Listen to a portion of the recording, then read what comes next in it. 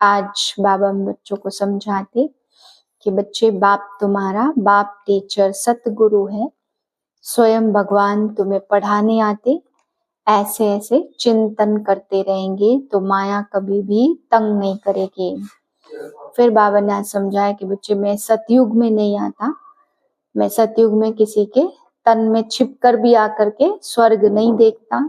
बाबा कहते मैं इसी कलयुगी दुनिया में पतित शरीर में आता हूँ तो तुम्हारी पतित दुनिया को देखता हूँ, पावन दुनिया देखने में नहीं आता। फिर बाबा ने आज समझाया सतयुग में कोई भी चीज खट्टी बासी ऐसी चीजें नहीं होंगी, बहुत सुंदर स्वर्ग होगा। बाबा कहते कोई कहे स्वर्ग पधारा, तो अगर वो स्वर्ग को समझे 21 जन्म कैसे स्वर्ग में जाते, तो बाबा ने कहा फिर तो सबको बुलाकर टोली खिलानी चाहिए, खुशियां बांटनी चाहिए, लेकिन स्वर्ग का अर्थ नहीं जानते हैं। आज का व्यक्ति इशारा सत्यता की परख है, संकल्प बोल कर्म समन संपर्क सब में दिव्यता की अनुभूति होना। कोई कहते मैं तो सदा सच बोलता हूँ, लेकिन बोल व कर्म में अगर दिव्यता नहीं है तो दूसरे को आपका सच सच नहीं लगेगा। इसलिए सत्यता की शक्ति से दिव्यता को धारण करो। कुछ भी सहन करना पड़े घबराओ नहीं, सत्य समय प्रमाण स्वयं सिद्ध होगा। ओम शांति। मैं अशरीरी ज्योतिर्बिंदु आत्मा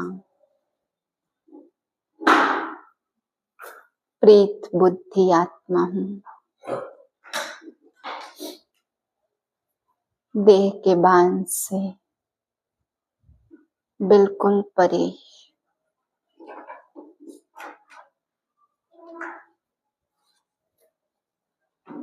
पच्चीस 3/2025 के महावाक्य हैं। बाबा कहते मीठे बच्चे, तुम बाप के बच्चे मालिक हो, तुमने कोई बाप के पास शरण नहीं ली है। बच्चा कभी बाप की शरण में नहीं जाता। प्रश्न है किस बात का सदा सिमरण होता रहे तो माया तंग नहीं करेगी। उत्तर है हम बाप के पास आए हैं, वह हमारा बाबा भी है, शिक्षक भी है, सतगुरु भी है, परंतु है निराकार। हम निराकारी आत्माओं को पढ़ाने वाला निराकार बाबा है।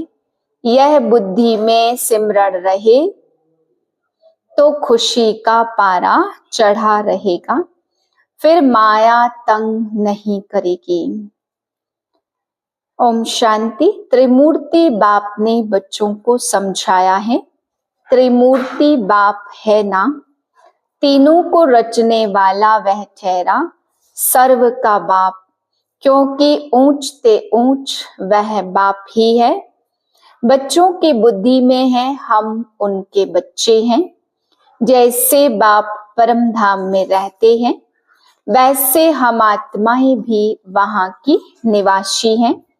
बाप ने यह भी समझाया है कि यह ड्रामा है, जो कुछ होता है वह ड्रामा में एक ही बार होता। बाप भी एक ही बार पढ़ाने आते हैं।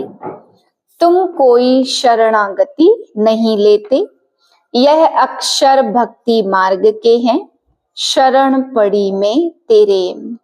बच्चा कभी बाप की शरण पड़ता है क्या? बच्चे तो मालिक होते हैं, तुम बच्चे बाप की शरण नहीं पड़े हो।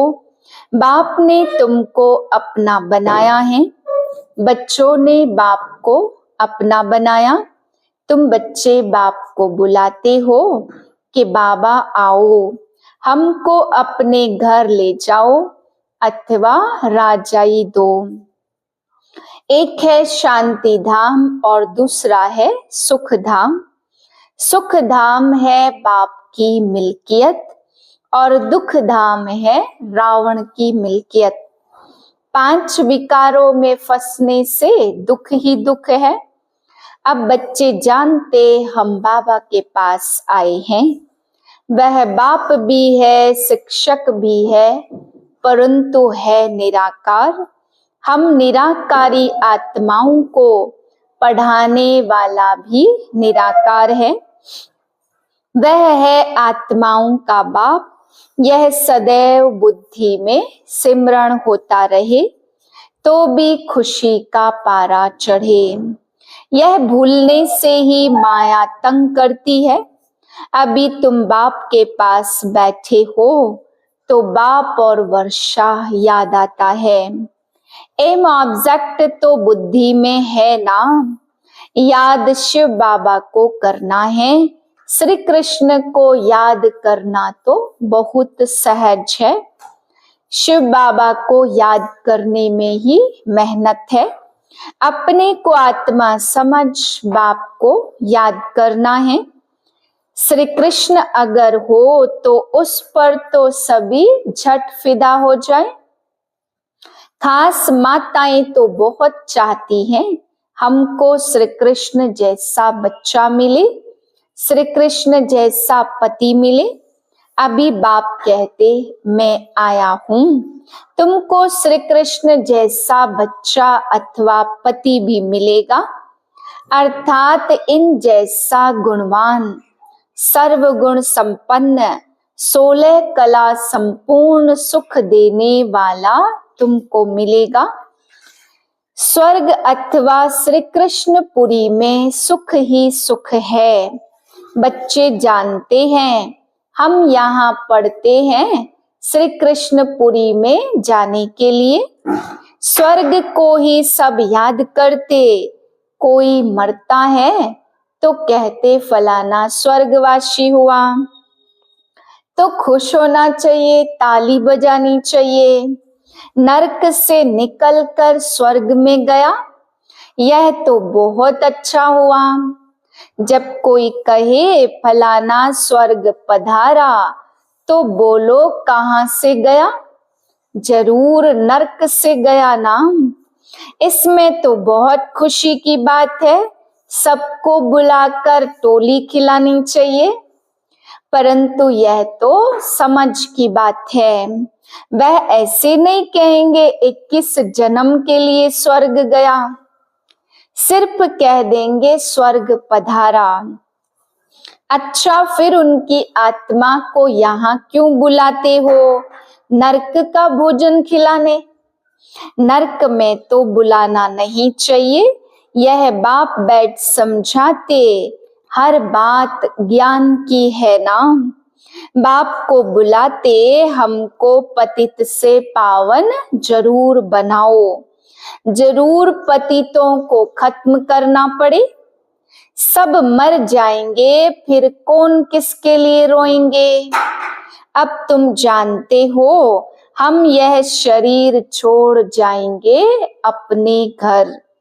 अभी यह प्रैक्टिस कर रहे हैं कि कैसे शरीर छोड़े। ऐसा पुरुषार्थ दुनिया में कोई करते होंगे क्या? तुम बच्चों को यह ज्ञान है कि हमारा यह पुराना शरीर है। बाप भी कहते मैं पुरानी जुत्ती का लोन लेता हूं। ड्रामा में रथ ही निमित्त बना हुआ है, यह बदल नहीं सकता। इनको फिर तुम 5000 वर्ष बाद देखेंगे।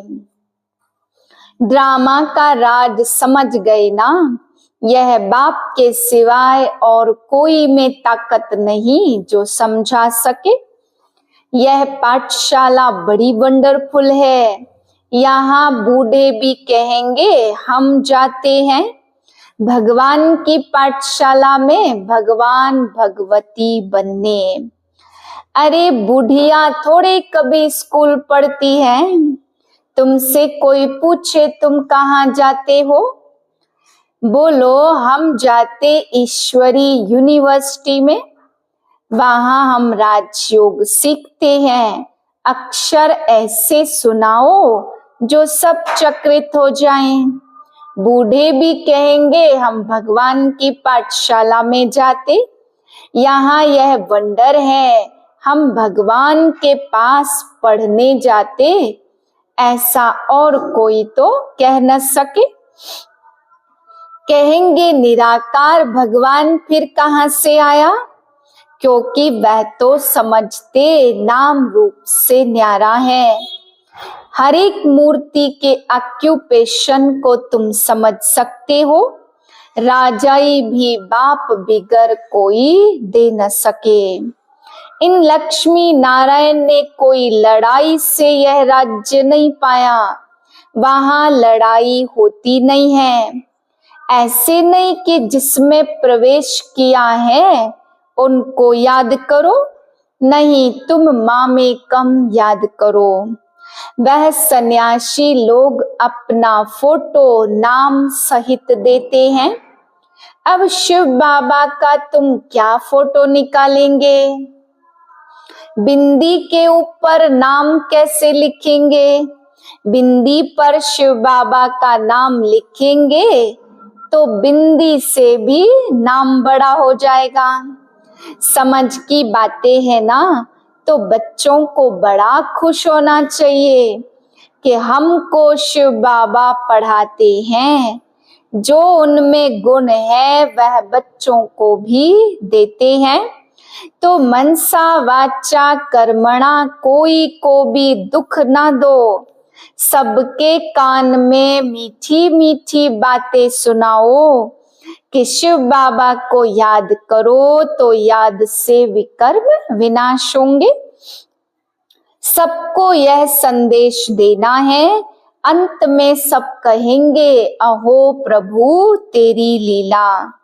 आप ही सबको सदगति देते हो। जादूगर रत्नागर यह सब नाम शिव बाबा पर हैं, ना कि ब्रह्मा पर। बाबा तुमको इकट्ठा पढ़ाते हैं और तुम फिर औरों को पढ़ाते हो। छोटेपन में राधे कृष्ण हैं, बड़े होकर लक्ष्मी नारायण बनते। यह बातें पक्की याद कर लो। बूढ़े भी तीखे चले जाएं तो ऊंच पद पा सकते हैं। बूढ़ियों का फिर थोड़ा ममत्व भी रहता है, अपने ही रचना रूपी जाल में फंस पड़ती हैं। कितनों की याद आ जाती, उनसे बुद्धि योग तोड़ और फिर एक बाप से जोड़ना, इसमें है मेहनत। जीते जी मरना है, बुद्धि में एक बार तीर लग गया तो बस फिर युक्ति से चलना होता। ऐसे भी नहीं कोई से बातचीत नहीं करनी है। ग्रस्त व्यवहार में भल रहो, सबसे बातचीत करो, उनसे भी रिश्ता भल रखो। बाप कहते चैरिटी बिगिंस एट होम। अगर रिश्ता ही नहीं रखेंगे तो उनका उद्धार कैसे करेंगे? दोनों से तोड़ निभानी है। बाबा से पूछते शादी में जाऊं? बाबा कहेंगे क्यों नहीं जाओ? बाप तो सिर्फ कहते काम महाशत्रु है, उस पर जीत पानी है तो तुम जगत जीत बन जाएंगे। आत्मा ही पतित है, यहाँ की कोई चीज में सार नहीं है। कहाँ सतयुग के फल फूल और कहाँ यहाँ के। वहां कभी खट्टी या बासी चीज होती नहीं। तुम वहां का साक्षात्कार भी कराते हो। तुम्हारी दिल होती यह फल फूल ले जाएं, परंतु यहाँ आते हो तो वह गुम हो जाता। यह सब साक्षात्कार कराए बाप बच्चों को बहलाते। यह है रूहानी बाप जो तुमको पढ़ाते हैं, स्वर्ग का मालिक बनाते। यह ज्ञान और कोई दे न सके। तुम जानते हो बाप हमारा बाप टीचर सतगुरु है, वह हमको साथ ले जाएंगे। फिर हम पढ़ाई अनुसार आकर सुख धाम में पद पाएंगे। बाप तो कभी तुम्हारे सतयुग को देखता भी नहीं। बाबा पूछते हम सतयुग देखते हैं? देखना तो शरीर को होता है, उनको अपना शरीर ही नहीं तो कैसे देखेंगे। यहाँ तुम बच्चों से बात करते हैं, देखते हैं यह तुम्हारी पुरानी पतित दुनिया को। शरीर बिगड़ तो कुछ देख न सके। बाप कहते मैं पतित शरीर में आकर पतित दुनिया को पावन बनाता हूँ। मैं तो स्वर्ग देखता भी नहीं हूँ। ऐसे नहीं कोई के शरीर से छिप कर देखा हूँ। नहीं पार्ट ही नहीं है। तुम कितनी नई नई बातें सुनते हो, तो अब इस पुरानी दुनिया से दिल नहीं लगानी है। बाप कहते जितना पावन बनेंगे उतना ऊंच पद मिलेगा। सारी याद के यात्रा की बाजी है। यात्रा पर मनुष्य पवित्र रहते, फिर जब लौट आते तो फिर अपवित्र बनते। तो तुम बच्चों को खुशी बहुत होनी चाहिए। जानते हो बेहद के बाप से हम स्वर्ग का वर्षा लेते हैं, तो उनकी श्रीमत पर चलना है।